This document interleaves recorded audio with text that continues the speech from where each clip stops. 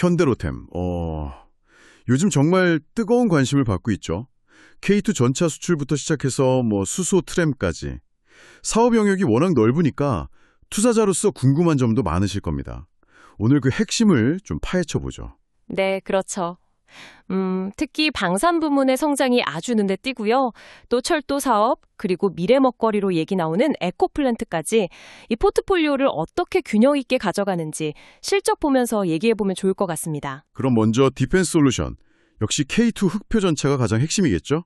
맞습니다. 그게 대표 주자죠. 성능은 이미 세계적으로 인정받았고. 네, 폴란드 수출권이 딱 증명해주고요. 네, K특 말고도 그 기동성 좋은 차련형 장갑차 K806, K808 이것도 있고요. 또 지뢰 제거 같은 거 하는 장애불 개척전차 K600 그리고 이제 미래를 보고 무인 전투 차량 같은 것도 열심히 개발하고 있습니다. 라인업이 정말 다양하네요. 근데 해외 수주 경쟁도 치열하잖아요. 폴란드권은 잘 됐지만 노르웨이는 좀 아쉬웠고. 아, 네, 그게 좀 그렇죠.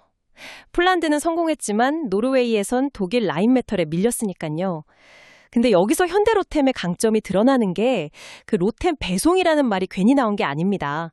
납기를 정말 칼같이 지켜요. 아, 그 납기 준수. 신뢰도가 중요하니까요. 그렇죠. 특히 이런 방산 분야에서는요. 그게 라인메탈 같은 경쟁사들하고 붙을 때 중요한 차별점이 되는 거죠. 철도 쪽, 그러니까 레일 솔루션은 어떤가요? KTX는 다 아는 거고 요즘은 수소전기 트램 이야기가 많이 나오던데요. 네, 맞아요. 울산에서 실증 끝내고 최근에 대전 2호선 수주했죠. 이게 이제 첫 상용화 발판을 마련한 건데. 오, 드디어 상용화군요. 네, 단신 신제품 출시라기보다는 앞으로 친환경 모빌리티 시장을 좀 선점하겠다 이런 의지가 보이는 거죠. 그리고 자체 개발한 한국형 열차 제어 시스템 KTCS라고 하죠. 이것도 국산화 성공해서 기술 경쟁력을 더 높였어요. 국내 시장은 거의 독점적인 위치 아닌가요? 그렇죠. 국내에서는 압도적이고 근데 수출 비중도 꽤 높아요. 거의 한 50% 가까이 됩니다. 이것도 상당히 인상적인 부분이죠. 미래 성장 동력으로 꼽히는 에코플랜트. 이거 좀 생소할 수도 있는데 구체적으로 어떤 사업인가요? 에코플랜트는 크게 두 가지로 볼 수 있는데요. 하나는 스마트 물류 자동화. 예를 들면 항만에서 컨테이너 자동으로 나르는 무인 운반차 AGV 같은 거요. 아, 자동화 설비 쪽이군요. 네, 그리고 또 하나가 중요합니다. 바로 수소 인프라인데요. 수소 만들 때 필요한 추출기나 충정소 같은 설비를 직접 만듭니다. 국산화 기술로요. 이게 앞으로 커질 수소 경제에서 좀 중요한 역할을 하려는 거죠. SK 에코플랜트나 두산 에너빌리티 같은 회사들이랑 경쟁하면서 기술력 키우고 있고요. 그렇군요. 이런 사업들을 바탕으로 해서 2025년 2분기 실적이 어마어마했다고요? 창서 이래 최대 실적이라고 들었는데요. 네, 맞습니다. 연결 기준으로 매출이 거의 2조 6천억 원, 영업이익은 4,600억 원 넘었으니까요. 전년 동기 대비하면 폭발적이죠. 와, 엄청나네요. 재무 상태는 좀 어떤가요? 재무 건전성도 좋아졌어요. 부채 비율이 예전보다 많이 내려와서 134% 정도고요. 이익잉여금도 1조 원 넘겼습니다. 수익성이 이렇게 좋아진 건 역시 K2 전차 효과가 큰 거겠죠?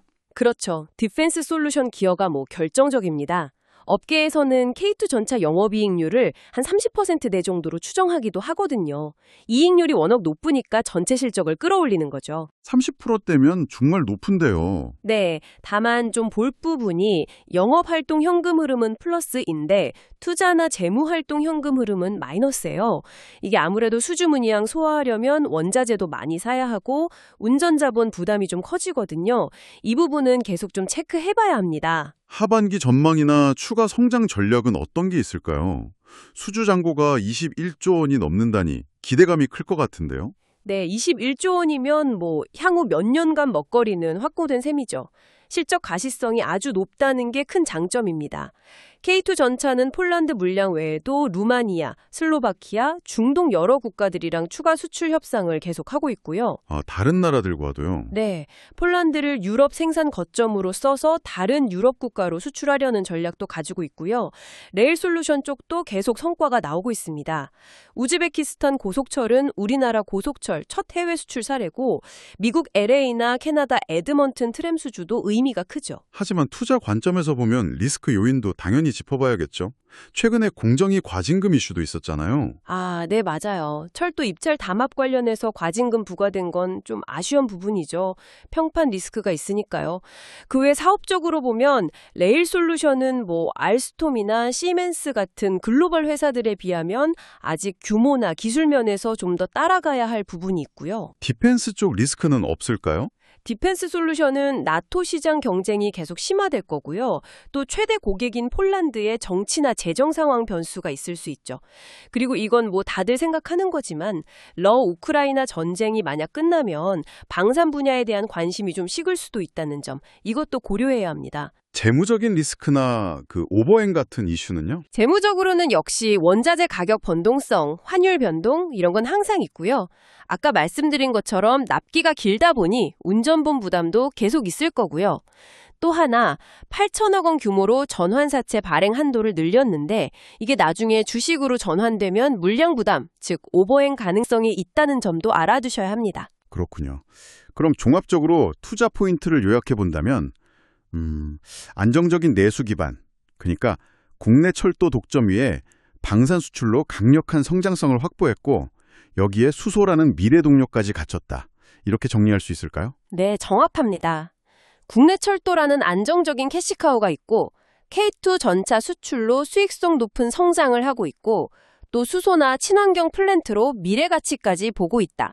이 세 가지 축이 현대로템의 핵심 매력이라고 할 수 있겠습니다.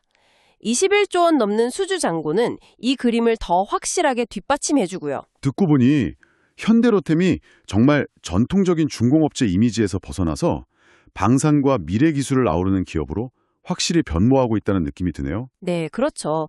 지금의 방산 호황을 잘 활용해서 레일 솔루션의 글로벌 경쟁력을 얼마나 더 키울 수 있을지, 그리고 에코플랜트에서 실질적인 성과를 언제쯤 보여줄 수 있을지, 이게 앞으로 현대로템의 기업 가치를 결정하는 데 중요한 포인트가 될 겁니다.